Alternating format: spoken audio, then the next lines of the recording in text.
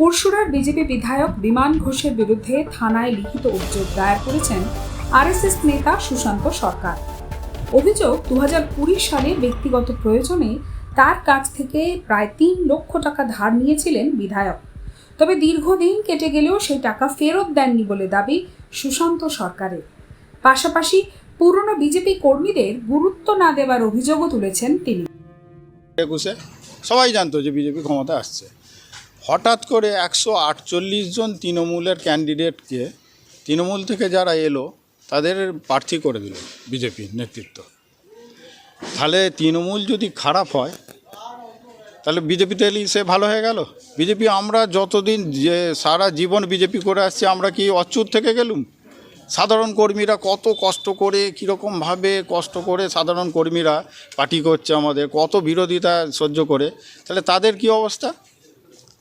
তাহলে তৃণমূল থেকে এলেই সঙ্গে সঙ্গে প্রার্থী করে দিয়ে কি হলো না, 2021 সালটাকে আমরা বিজেপি যেন না আসতে পারে সেইটার ব্যবস্থা করে দিয়েছিল। এবারে 2026-এতে সেম জিনিসটা হতে যাচ্ছে কি না, যারা এই রকমভাবে টাকা দুর্নীতির সঙ্গে জড়িত।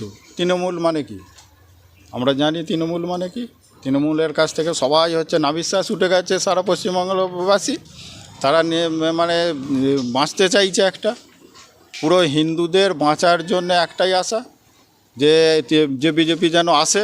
কিন্তু ঠিক যদি এরা যারা টাকা লুটপাট করছে তারা যদি ফের আবার টিকিট পেয়ে যদি আবার এই রকমভাবে আসে, সেই জন্য আমার এটা যে একদম কেন্দ্র এবং রাজ্য নেতৃত্ব এটা বুঝুক। আমি স্বামী অসীমানন্দের ভাই। সমস্ত অভিযোগ অস্বীকার করেছেন বিধায়ক বিমান ঘোষ। তার দাবি 2026 সালের নির্বাচনকে সামনে রেখে রাজনৈতিক চক্রান্ত করে তার নাম কলঙ্কিত করার চেষ্টা হচ্ছে। তৃণমূল কংগ্রেসের এই কলকাবজা চলতে থাকে, কারণ রাজনৈতিক ব্যাটেল গ্রাউন্ডে লড়াই করার ক্ষমতা নেই, হারিয়েছে। কখনো পোস্টার, আর যে কেউ বলছেন বিজেপি করে, ও বিজেপি করে না, ও কোন দল করে নিজেও জানে না। একটা সময় সিপিএম করতো, একটা সময় বিজেপি করেছে, তারপর 19 সালের পর থেকে কোনো পার্টিই করেনি, তৃণমূলের সঙ্গে ঘনিষ্ঠতার সঙ্গে জড়িয়ে আছে। আর সর্বৈব মিথ্যা অভিযোগ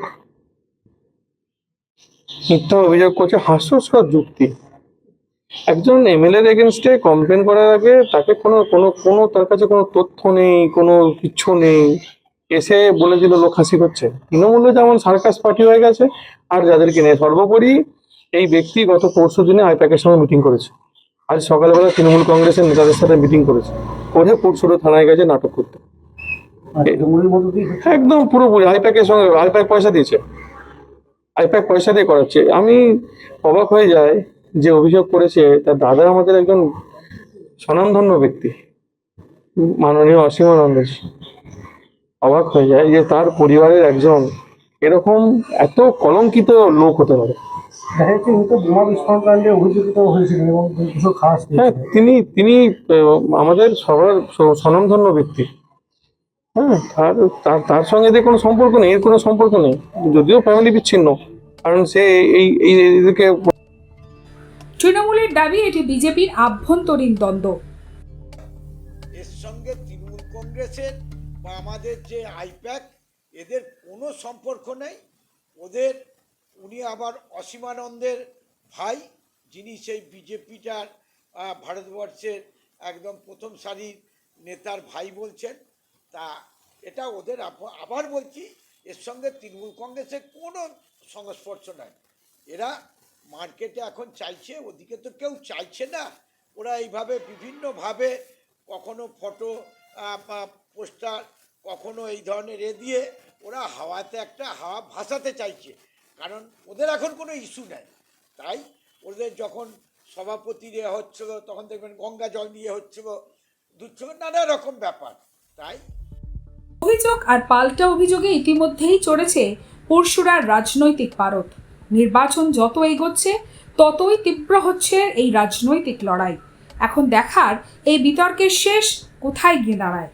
আরামবাগ থেকে পিন্টু লাগার রিপোর্ট, এক্সপ্রেস নিউজ।